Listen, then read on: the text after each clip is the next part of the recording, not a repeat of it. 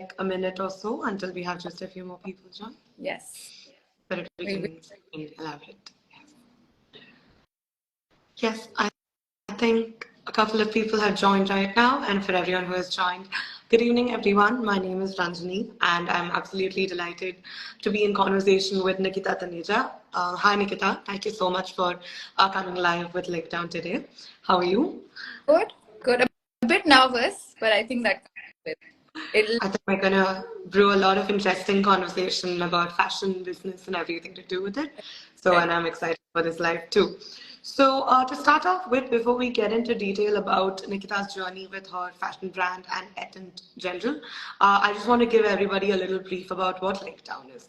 So, LinkedIn can be considered as your go to social platform for all things to do with fashion. It is a platform that was created with a motive to empower designers and brands, sort of leveraging the potential of selling and upscaling your brand in the community.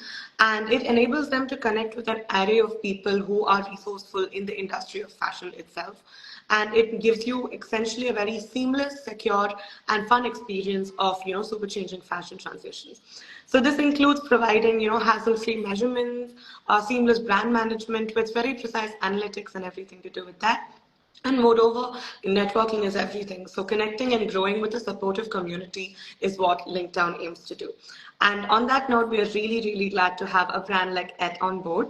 So essentially, whether you're an aspiring designer or an established D2C brand even, Linkdown is the right place for you. So thank you so much, Nikita, for being on here on our live today. So for our viewers who have joined this live, I just want to talk a little bit about it in the beginning.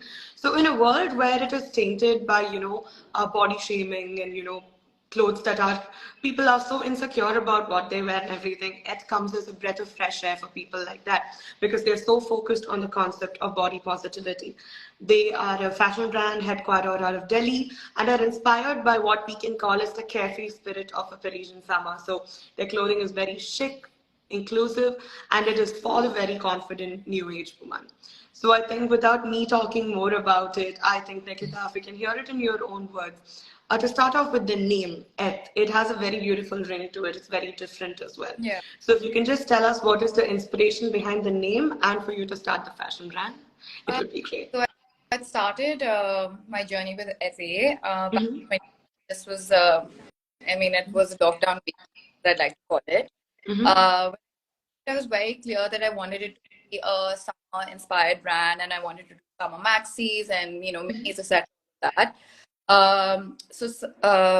Été means summer in French, so it was it just kind of clicked and it happened.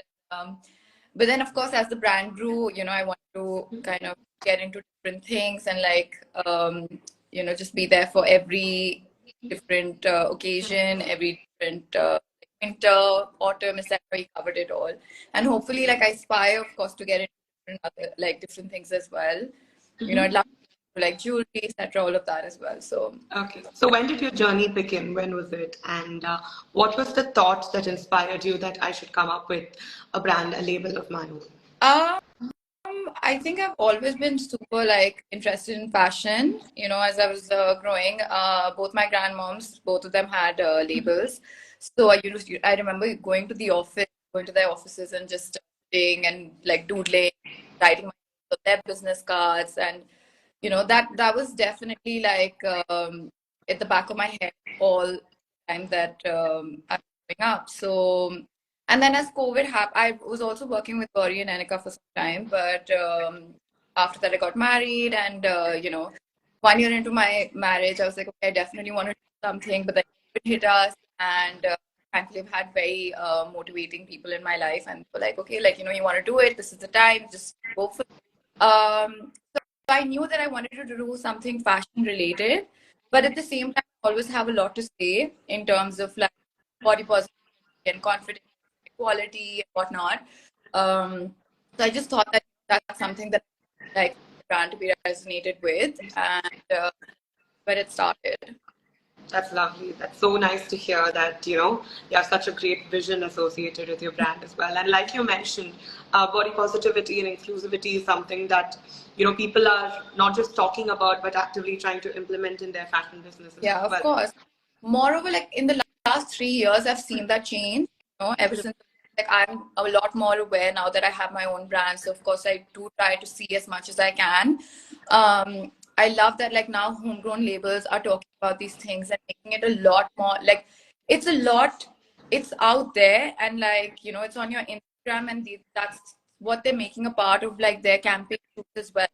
So I think it's so nice that, like, it's constantly being spoken about, and that's what inspiring other girls as well, and myself as well, just to keep going at it and, like, not lose the identity behind this brand. Absolutely. And as a person who not just believes in this and who makes clothing with this narrative in your mind, is it a challenge? Is it something that you enjoy doing, like finding that right kind of balance between fashion and inclusivity? Because we've always heard the narrative that if you ought to make inclusive clothing, then you got to reduce on the fashion. But your clothes speak otherwise. They are fashionable, they are inclusive. How do you find that balance to have that accuracy in all the designs and outfits you make? Um, I mean, honestly, I haven't really found it difficult. When I started my first campaign, that was definitely like the idea behind, like, that was our thought process. And, we said, okay, this is like the concept that we have, and I just want to stick to it. And I think I've been true to that. And I made sure that it is a part of every campaign shoot, or even a catalog shoot for that matter. I have it on my website as well, where, like, you can see inclusivity. So I think if you have, like, a clear direction in your head, like, you need to have that sort of tunnel, vision. So I think I had that, and thankfully, it's stuck, and I think people have appreciated that. Moreover, as a customer who's sitting online on their laptop and, like, seeing my brand, I think there's a lot more relatability there. So I think it's just worked for us that way. That's lovely. That's so nice to hear. And you mentioned that you had a very supportive set of people when you started. And as much as that's great, I'm sure along the way you would have also received constructive criticism, or criticism that was not so constructive as well. Yeah. So in your journey over the years, how have you dealt with it? Because this is a niche in terms of fashion. So how have you dealt with that kind of criticism coming along your way? I mean, of course, it's always nice to be, appreciated. But as I've said before as well, that, like, Ethe is a learning brand, and when we do get that criticism from our customers, okay, that the fabric's not nice, and it's not what it looks like, and etc. That the fit is not okay, whatever. We try to take from it, and we try to understand why. Like, I myself make it a point to speak to my customers, if the fitting is not okay. I hope they vouch for that. Definitely. I think your entire social presence speaks for itself. So no doubt about that. I do try to be, like, as involved as I can in the production process, and when you come up with a brand, you have to look into every aspect. So as I mentioned, that we're like a learning brand, we're open to criticism. Of course, it pinches a little bit, but you learn from it and you grow from it. That's the point. Sure. And I think, like you mentioned, like, it does speak for itself, because we see your outfits on, like, huge names, huge influencers, people who are making waves in the fashion industry. So these are collaborations. I mean, at the end of the day, they are an artist, you are an artist. And when such collaborations happen, it takes both of your art to a different level. So how important do you think is that such collaborations with people and other artists is important for changing the landscape of fashion in today's scenario? 100%. Like, I think that, influencers are taking over the world 100%. You give them that. The first year, of course, we really focused on our PR, and we focused on, keeping the stylists and the influencers, and to do, like, great collaboration with them. But Touchwood over the last years just happened organically. There are a lot of people who come to us and say, okay, we'd like to collaborate, and we're traveling, etc., all of that. And I mean, I think it speaks for itself. Like, in the past 2 years, in my head, it's a big number that we've seen. So I'm pretty happy with that. And, that is because of the influences. They have an audience. They know how to target target their audience, and how to sell a product. Like, I think they do a great job, and it's extremely important when you have this business. Definitely. I completely agree. And I think what you would consider, or anybody would consider, as the bridge between these influencers and a brand like yours is social media. So if you could just very briefly tell us how important has the role of Instagram or any other social platform that you've used been important for you in the journey of, putting Ete out there? Yeah. I mean, we just started one day, like I just created a page on Instagram and I called it ete_India. And, it just, I mean, that's my platform, even if people are going to my website, it's through this platform. To be very honest, I haven't understood like the nitty-gritty of Instagram, like how people talk about that It is there's a maze sometimes, definitely. It can, the algorithm and everything can be very difficult to comprehend.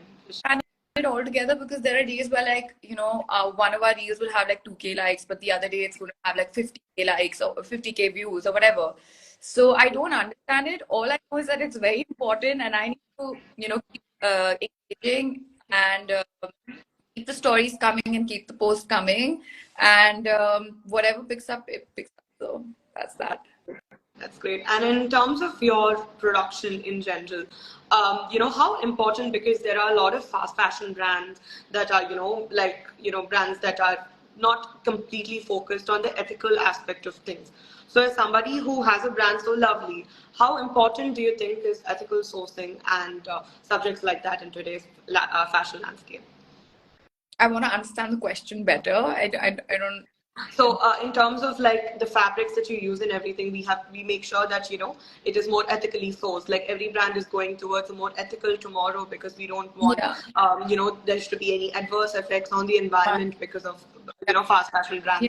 Like our H&M, Zara, however fast they are and easy they are to use, they're not very ethically sourced or produced. So a brand like yours, how important do you think, as a person from your situation, how No, important do you think? at least that's something that's on our mind, that we will work towards sustainable packaging. Which I've always said this, like if you get an outfit that's fabric, but don't believe. Nikita, we lost you for a brief minute in between. Oh, is it better now? Yeah, it's better now. Yes. So Better. what Yeah. part lose me at? I think after I asked you the question, if you can answer it, because yeah. I was saying that of course sustainability is the ultimate for any brand, and especially a brand like ours where we have public. So like, looking at the packaging and the fabric, etc., want to go in that direction. But even the fabrics that we're using right now, where that's something that I take best from us. It's something that's going to be in your closet where it's fast fashion or the fashion, like Very fancy. etc. Whatever. I have for a very very long time. It's great. It's amazing to hear, definitely. So I'm sure you've had a lot of, customers giving their feedback and talking about how much they love your clothing and everything. And definitely from a brand like yours, is there one incident where you absolutely felt like all the effort, all the work that you put into a review or a testimonial or like something from somebody who bought a piece of clothing from you said that absolutely warmed your heart, that absolutely made you feel like, yes, this is completely worth it? No, honestly, like I'm just being very honest. Like all my customers, they're amazing.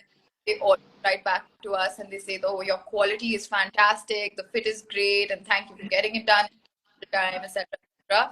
So I mean, a shout out to all my customers. There's no specific moment. All their messages are extremely heartwarming. That's lovely to hear that you have so much good reception for what you do. It really is very rewarding. So, and one more platform that I think we did not speak about is films and, the whole media in general.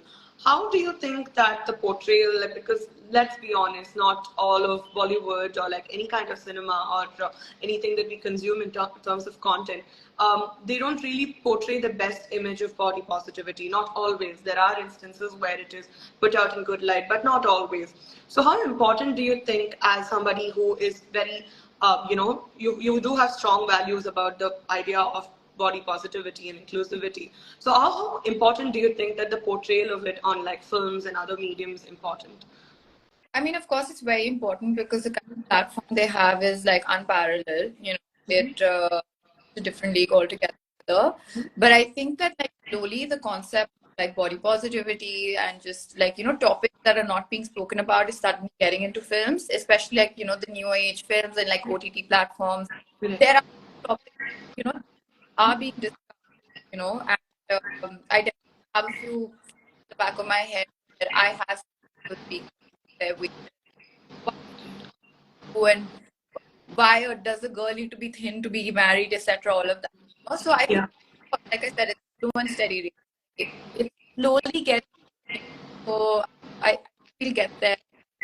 The process. That's actually a really good idea to have. And like, did you think like, if is there one particular person or somebody from your life or somebody from the public eye who you considered as your icon while growing up? Because you did grow up to have a fashion brand for yourself. Yeah. So I'm sure there was an inspiration, there was an icon in your life. Who do you think that? Both my grandmas, they're both 75. Touch wood. And they're literally the most well-dressed women always. I would definitely say them. I think you have, not just one, two of them. They're definitely my icons. Yeah. Sometimes we want to, dress up as classy and like, we always aspire to have that. That's lovely. I think we had a great set of questions, and after this, we move on to the section called tricks and hacks. So somebody who dresses up really well, as I can see, and as somebody who has a fashion brand, I'm sure you have a few tricks and hacks under your sleeve that you can share with us.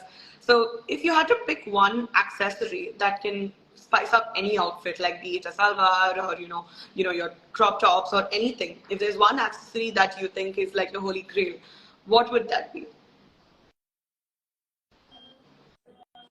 Gold hoops, like chunky gold hoops. Yeah. That for me, just like a game changer for sure. Hoops are really the answer to. Yeah, like chunky gold hoops. Chunky gold hoops. Like wearing like a denim jacket and like your jeans or whatever. Just put on your hoops. It just enhances the look altogether, I think. That's great. Actually, that's a great look to envision, honestly.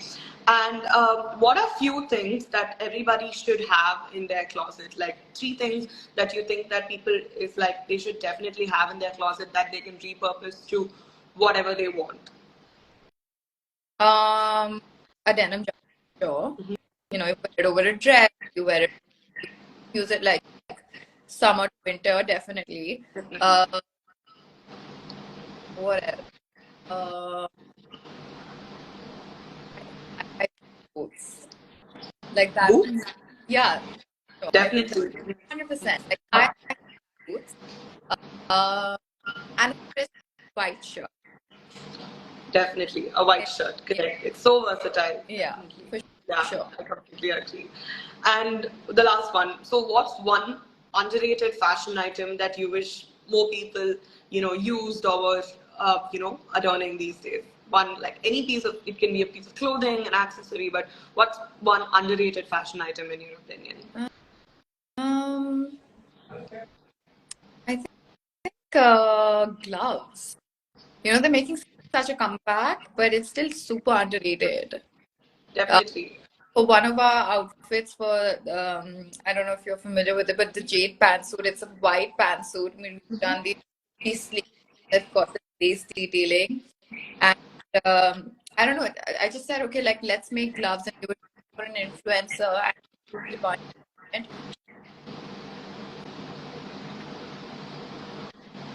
we lost you in between, Nikita, again. Yeah. Yes. Okay. You mentioned about how you wanted to make gloves, and then I think we lost your voice for a bit. Yeah. So we did a pantsuit for Sakshi Sidbani, and it just popped up. I said, okay, let's do gloves with it. So we did, and that was a total game changer. Right, that's great.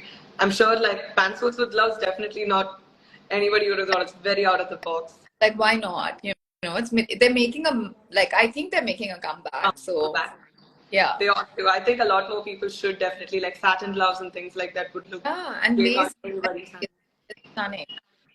Definitely, I completely agree. Actually, that was an answer that I didn't expect. Lovely to hear that from you. Yeah. So I think the last part of our live is here. This is going to be a rapid fire. Definitely, Oh, you can think your answer questions through, but I'm going to be quickly asking your questions and I'd love some answers. So, the first question, any iconic fashion era that you think you would like to go, like transport yourself back to, like the 70s or the 80s, 90s? Anything nine- that you think? Sorry? 1920s. It just came quickly to my head. Yeah, That like the was good. tassels and like the Gatsby of it all. Like I love it. Like I live for it. That's lovely. That's so nice. Like, Actually, they but, were like, pretty cool. it was understated, but it wasn't. What I mean, it was like loud fashion, but it wasn't. It wasn't. Yeah, It was quite subtle, and I feel like all of them are making a comeback yeah, right now for all the right reasons. yeah, yeah. Definitely. Yeah. Is okay, the second question. Is there any fashion item that you own that you would consider as a guilty pleasure and you love wearing it, but you would consider as your guilty pleasure? See, I haven't gotten to wear it as yet, but I have these sequins pants, and that's very different to my style because I'd like to believe that I'm quite understated and I have like I'm quiet fashion. So, but hopefully I will one day pull those out. That's definitely my guilty pleasure for sure. Definitely, and we're looking forward to seeing that style on YouTube. So, is there any fashion superstitions you swear by? Like, I'm sure we all have our small little, nuances that we think is superstitious, but we still do it because it just makes us, Uh, yeah. an all black outfit like is a big no-no, as said by Anna Wintour, but like I'll be walking out of the house and I'll suddenly be like, oh, wait a minute, I'm all black, and I just, like throw on like a different colored bag or like change my shoes or whatever, but definitely a big no to the all Big black note. outfit. I understand. I mean, Anna Winter said it, so we thought to be somewhat real Yeah. for sure. So, if there is one celebrity whose closet you would, at this given moment, you're given access to raid, who would it be and why? Um, Princess Diana for sure. I completely agree. 100%. So classic, so versatile. She's like the biggest icon out there. Uh, like I mean, her black revenge dress was fantastic, Yes, and the I mean, dress is iconic. she just did every look. She just killed it, and I even like the where she's at her child's sports day, whatever. Even that was like and it's making such a comeback. The cycling shorts and the oversized hoodie and the socks a little bit up the ankle, and so it's making a comeback. Like I think Definitely definitely. making comeback. I think recently I noticed that a lot of people are wearing pantyhose and t-shirts and wearing like trench coats and walking around. But Diana did it way before it was even cool. So I think she's truly Yeah, an icon in that's every sense. for sure. For sure. The next question is, what is the most spontaneous fashion decision that you made and you don't regret at all? Honestly, I can't say. Uh, I mean, I think that you'll have to ask my husband because I don't know. Maybe he regrets it, but I can't say. Are you Uh, somebody who is more of a, you plan your outfits prior to when you wear them? Or are you somebody who just, sees what's out of the closet and just throws it on? no, I'm definitely not a planner when it comes to my outfits. I'm the most last minute human being, but I will say this that it kind of just comes together, and thankfully, like, I save myself. Okay, that's good. I think whatever works, works, definitely. And do you have any like personal quotes or mantras in fashion that you live by? Like it's your something that drives you. Like it could be a quote, it could be a mantra, Mm, or something I that think really drives like I think that resonates to my brand as well. That classic never goes out of style. So that's literally my brand. So you. that's Everything something. encapsulated into one. True. Yeah. And the last question. So I'm sure you've, in your journey of fashion, had a lot of people who guided you, who mentored you into the whole process. What is the one piece of advice that you've received from one of them that you feel has given so much dimension to what you do in terms of ethic or anything in life? Honestly, like there have been multiple people, family and friends, and there have been days where I've been down and out, and I said, okay, like this is not working for me, and it's good, and I think just I've got continuous motivation from every person that's in my life, so definitely I give like it's a shout out to all of them. They've always he inspired me and appreciate so work, etc. So Definitely, and that's brilliant because the more you're surrounded by people who give you that kind of motivation and love, the better your work is, yeah. hands down. So, what is one piece of advice? I mean, your brand has now evolved into something that a lot of people love and cherish. So, for anybody, like if there's somebody watching this live who does want to start something of their own, what words would you give to them? Um, I mean, going back to the first question, I remember like when I started my brand, I wanted to just do summer wear. I think don't have that tunnel vision, be open to things, and it's definitely challenging to build your own brand. There are some good days and there are some bad. So keep going and striving and working hard, and eventually you will get there. And also know that you will have to like take on many roles. Like I think. When you it's sort of a business kind of hope, right? So you have to be an accountant on some days, look into the electricity on one day, and be a designer. So it's a mix of everything. So be prepared to like log it out there, but eventually like the amazing, and it's Definitely. so there's nothing better than I'm that. so glad, and I'm sure you're pulling all of those hats off brilliantly, Nikita. It's really great to see what you're doing with Ete. And anything that you think is coming up, any new collections, any new interesting announcements from Ete's end? We just launched our autumn winter, so and winter rolled in, so tweet for the season out here, something like what I'm wearing as well. See, that's So lovely. Looks uh, great.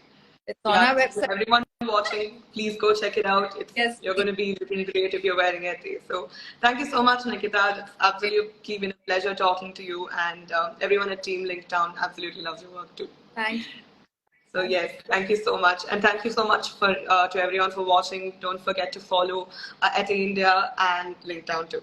Thank you so much. you. Thank you, Nikita. Have a good week.